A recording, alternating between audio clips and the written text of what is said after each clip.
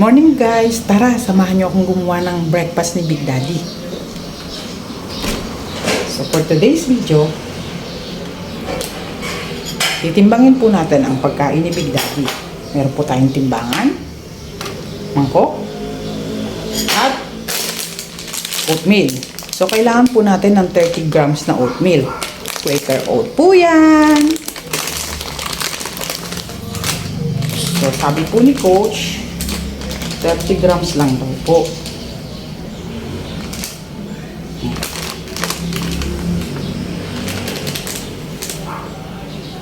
Ay, nasobra.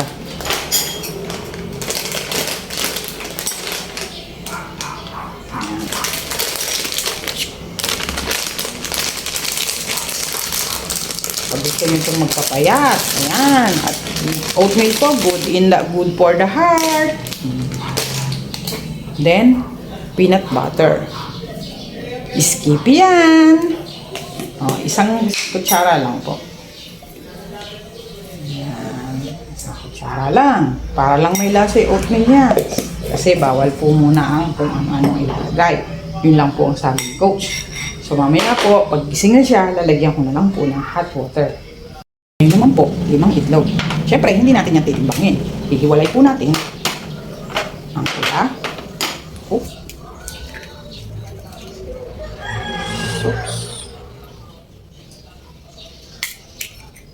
Kasi 3 puti lang po at 2 whole egg ang kailangan natin.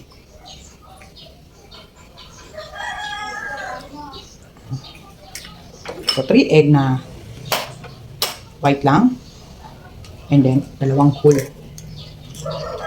egg. Tatlo.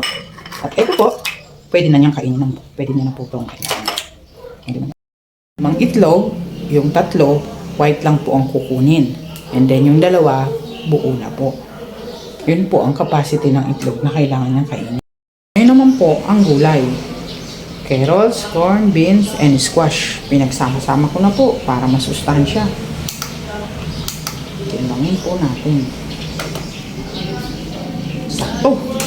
80 grams. Blender na po natin ang mga gulay para mapino po siya.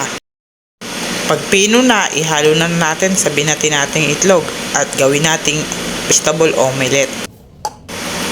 Ganun lang po, iluto na natin. Lagay natin sa kawali.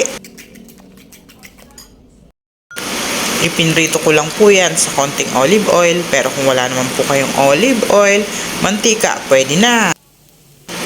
Ayan na po, hahanguin na natin at isi-serve na natin kay Big Daddy.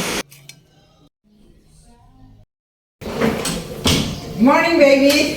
Good morning, beautiful. Here's your breakfast. Oh, thank you. What do you want to eat? The oatmeal or the wheat bread? The bread. Bread daw ang gustong ka-partner. Sa akin na ang oatmeal.